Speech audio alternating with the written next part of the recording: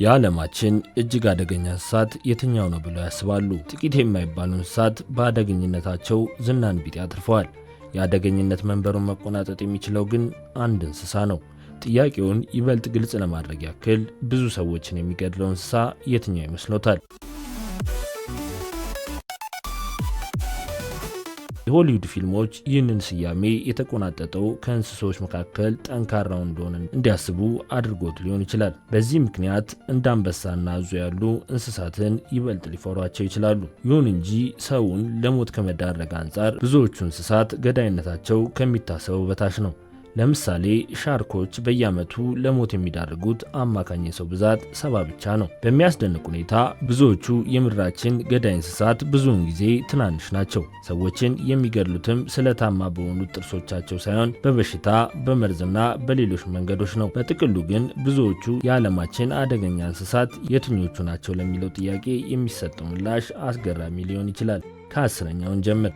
10ኛ አንበሳ በዓመት 200 ሰዎችን ይገድላል። የጫካው ንጉሥ ተብሎ የሚታወቀው አንበሳ በአደገኝነት ደረጃ ዝርዝር ላይ በቀዳሚነት እንደሚቀመጥ ገምተው ከነበረ ተሳስተዋል። እንዲያም ባይሆን ግን አንበሳ ሊዳፈሩት የማይገባ ጨካኝ አዳኝ እንስሳ ነው። በ114 ዴሲቤል የሚለካው አስፈሪ የማጓራት ድምፁ ብቻውን ይህንን ገላጭ ነው። ሰርገው የሚገቡ ቁስለቶችን ለመፍጠር ስለታማ ጥፍሮቹን የሚጠቀም እንዲሁም በንክሻ አጥንትና የራስ ቅልን የሚሰብር አስፈሪ አውሬ ነው። ትልቅ ድመት የሆኑት አንበሶች ለቢስ ሆኖ ከእጃቸው የገባን ግለሰብ ከበው በድንገት ዘለው ከማጥቃታቸው በፊት በቡድን ሆነው ያደባሉ። ወደ አንበሶች መቅረብ ዋጋ ያስከፍላል፣ በተለይ በስርያና ከደቦሎቻቸው ጋር በሚሆኑበት ጊዜ። እነዚህ ግርማ ሞገሳም ትልቅ ድመቶች ረሃብ ሲጠናባቸውና ልጆቻቸውን ለመጠበቅ ሲሉ ሊያጠቁ ይችላሉ።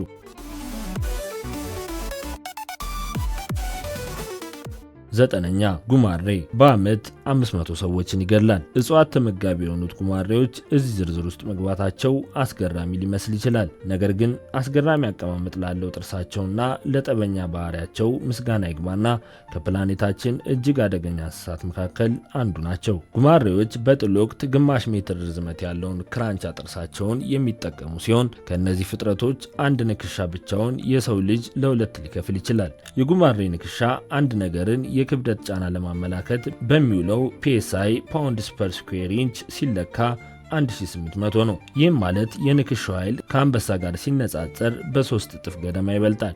በግዛታቸው ሲመጡባቸው አስፈሪ የሆኑት ጉማሬዎች ወደ መኖሪያቸው የሚቀርቡ ሰዎችን ሊያጠቁ ይችላሉ። ጀርባቸውን ሲያዩ ሊያጠቋቸው የመጡ አካላት ስለሚመስሏቸው ራሳቸውን ለመከላከል ሲሉ በማጥቃትና ጀርባን በመገልበጥ ይታወቃሉ። ከፍርሃት የተነሳም ሌሎች ጉማሬዎችን በመብላት ይበልጥ ይታወቃሉ። 8ኛ ዝሆን በዓመት 600 ሰዎችን ይገድላል። ነገሮችን በጭራሽ የማይረሱት ዝሆኖች ሌላኛው መገለጫቸው ሰዎችን መግደላቸው ነው። ኃያሎቹ ዝሆኖች ዕድሜ ለግዝፈታቸው ከዓለማችን እጅግ አደገኛ እንስሳት መካከል ናቸው። ሰዎችን በተለዩ መንገዶች ሊያጠቁ ይችላሉ። ዝሆኖች ብዙውን ጊዜ ሰዎችን የሚገድሉት በመርገጥ ነው። የአፍሪካ ዝሆን እስከ 8 ቶን ድረስ የሚከብድ ሲሆን የእስያ ዝሆኖች እስከ 5 ቶን ይመዝናሉ። ይህንን ያህል ክብደት ካለው ዝሆን የሚመጣ ምትና ረገጣ የሚፈጥረው ኃይል አንድን ሰው ለመግደል በቂ ነው። በተጨማሪም ዝሆኖች ኩምቢያቸውን ተጠቅመው ሰዎችን ማንሳትና አሽቀንጥሮ መጣል ወይም ከመሬት ጋር ማላተም ይችላሉ። ጥርሳቸውን በመጠቀም ሰዎችን እንደሚወጉም ይታወቃል።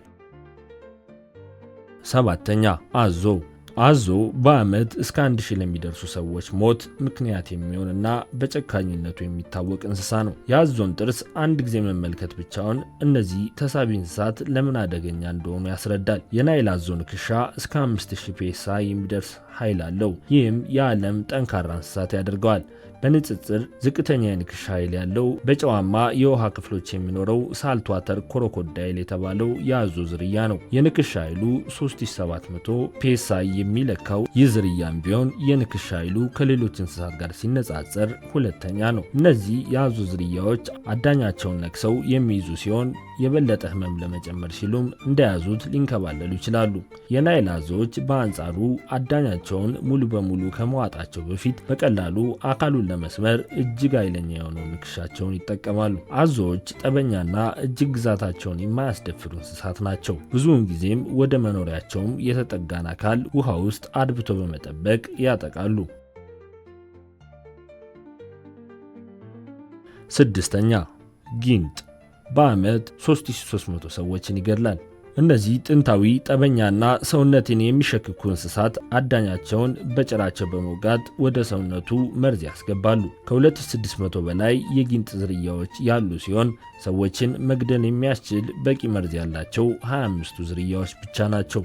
በጣም አደገኛ ከሆኑት ዝርያዎች መካከል አንዱ ስያሜውም ላይ ሞት የሚለውን ቃል የያዘው ዴዝ ስቶከር ነው። ይህ ቢጫ የጊንጥ ዝርያ በደረቅና በረሃማ መልክዓ ምድሮች የሚገኝ ሲሆን በሰሜን አፍሪካና መካከለኛው ምስራቅ በረሃዎችም ይገኛል። እነዚህ ገዳይ ዝርያዎች የሚይዙት መርዝ ወጣቶችን፣ አረጋውያንን እንዲሁም እንደ ልብ ህመም ያሉ ህመሞች ያሉባቸውን ሰዎችን ለመግደል የሚበቃ ነው። የመሆን እድሉ ዝቅተኛ ቢሆንም ጤነኛ አዋቂ ሰዎችም በዚህ ጊንጥ ሊገደሉ ይችላሉ።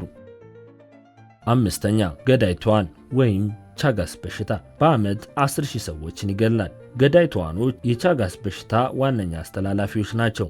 እነዚህ ደም መጣጭ ነፍሳት በመካከለኛውና ደቡብ አሜሪካ ትልቅ ስጋት ናቸው። ቻጋስ እስከ ሞት የሚያደርስ በሽታ ሲሆን የሚተላለፈውም በገዳይ ትኋን ንክሻ ወይም በነፍሳቱ የተበከለን ቀዝቃዛ ውሃና ምግብ በመጠቀም ነው። በዚህ ነፍሳት አይነ ምድር የተበከለ ቀዝቃዛ ውሃና ምግብን መጠቀምም ለበሽታው ይዳርጋል። የፓን አፍሪካ የጤና ድርጅት መረጃ የሚያመላክተው ቻጋስ ልብን እንዲሁም የምግብ መፍጫና የነርቭ ስርዓቶችን የሚያጠቃ አስከፊ በሽታ ነው። በእርግዝና ወቅትም ከእናት ወደ ልጅ ሊተላለፍ ይችላል። 4ኛ ውሻ በዓመት 59,000 ሰዎችን ይገድላል። የሰው ልጅ ጓደኛ የሆነው ውሻ የእብድ ውሻ በሽታ በመባል የሚጠራው ራቢስ በሚይዘው ጊዜ የሰው ልጅ ጠላት ይሆናል። የውሻን ጥቃት ለማስረዳት የውሃና መብራት ቆጣሪዎች ጥሩ ምስክር ናቸው። ውሾች ባለቤቶቻቸውን ከሰርጉ ገቦች የሚጠብቁ ሲሆን ይህንን ለማድረግም ይናከሳሉ። በውሻ ንክሻ ምክንያት የሚፈጠር ሞት ያልተለመደ ቢሆንም በውሻ ንክሻ ምክንያት በሚተላለፍ የራቢስ በሽታ የሚፈጠር ሞት ግን አዲስ አይደለም። ይህ አይነቱ ሁኔታ በተለይ እንደ አፍሪካና ኤዥያ ባሉ አህጉራት የሚታይ ነው። የዓለም የጤና ድርጅት መረጃ እንደሚያመላክተው በሰው ልጅ ላይ ለሚከሰቱ የእብድ ውሻ በሽታ ሞት ዋነኛዎቹ ምንጮች ውሾች ናቸው። 99 በመቶ ይህ በሽታ ወደ ሰዎች የሚተላለፈው በውሾች ነው። በሽታው በንክሻ ጊዜ በሚፈጠር የምራቅ ንክኪ፣ መቧጨር እንዲሁም ከውሻው የቆሰለ አካል ጋር በሚኖሩ ቀጥተኛ ንክኪ ይተላለፋል። 3ኛ እባብ በዓመት 138,000 ሰዎችን ይገድላል። የሰው ልጅ እነዚህን መርዛማ ተሳቢ እንስሳት ለመፍራት በቂ ምክንያት አለው። አደገኛ እባቦች በመላው ዓለም የሚገኙ ሲሆን በተለያዩና አሰቃቂ መንገዶች ሰዎችን ሊገድሉ ይችላሉ።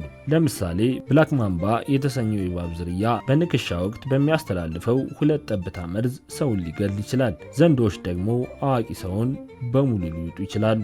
ዘንዶዎች ረዥም አካላቸውን በታዳኛቸው ላይ በመጠምጠምና ሰውነቱን በመጭመቅ ጥቃታቸውን ይፈጽማሉ። በዚህ ድርጊታቸውም ታዳኙን ያፍናሉ፣ እንዲሁም አጥንቱን ይሰባብራሉ። ከዚያም እንዳሻው በሚለጠጠው መንጋቸው ያጠቁትን አካል ሰውነት በሙሉ ይውጣሉ። እስከ 10 ሜትር ርዝመት ድረስ የሚያድጉት ዘንዶዎች አንድ ሰውን ሙሉ በሙሉ ሊውጡ ይችላሉ። በእባብ ምክንያት የሚፈጠር የሰው ሞት ብዙውን ጊዜ የሚከሰተው በመርዛማ ንክሻዎች ነው። እድለኛ የሆኑ ሰዎች ግን የሰውነት አካላቸው ተቆርጦ ወይም ሌሎች ቋሚ አካል ጉዳቶችን አስተናግደው በሕይወት እንደሚተርፉ የዓለም የጤና ድርጅት መረጃ ያሳያል። 2ኛ የሰው ልጅ በዓመት 400,000 ሰዎች በሰዎች ይገደላሉ። አዎ ይህንን የደረጃ አሰጣጥ ማጭበርበር ሊመስል ይችላል። ነገር ግን የሰዎችን ግድያ ምክንያትን ካሰብን የሰው ልጆች የዓለማችን 2ኛዎቹ አደገኛ እንስሳት ናቸው። ለዚህም ነው የሰው ግድያ እየተቆጠረ የሚመዘገበው። አወር ወርልድ ኢን ዳታ የተሰኘው ድረገጽ መረጃ እንደሚያሳየው እንደ አውሮፓውያን አቆጣጠር በ2019 የተከሰቱ ሞቶች ውስጥ 0.7 በመቶው የነፍስ ግድያ ውጤት ናቸው። ከሌሎች የዓለም ክፍሎች አንጻር በላቲን አሜሪካ የነፍስ ግድያ መጠን ከፍተኛ ነው። በኤል ሳልቫዶር ከሚከሰቱ ሞቶች ውስጥ ከ7 በመቶ በላዩ የነፍስ ግድያ ድርጊቶች ናቸው። ከእንስሳት መካከል የራሳቸውን ዝርያ የሚገድሉት ሰዎች ብቻ አይደሉም። በመላው እንስሳት መስተጋብር ውስጥ ይህ ድርጊት አለ።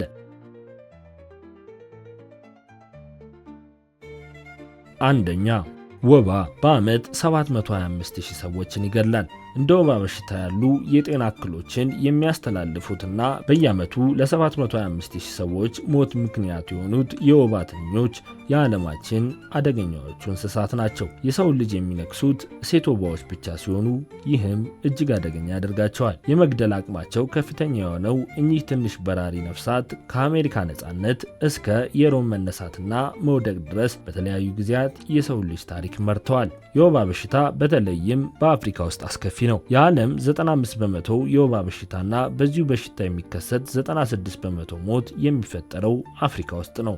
የወባ በሽታ በሚከሰትባቸው አካባቢዎች ጉዞ ሲደረግ በተቻለ መጠን አጎበር በመግዛት የወባ ትንኝን መከላከል እጅግ ጠቃሚ ነው።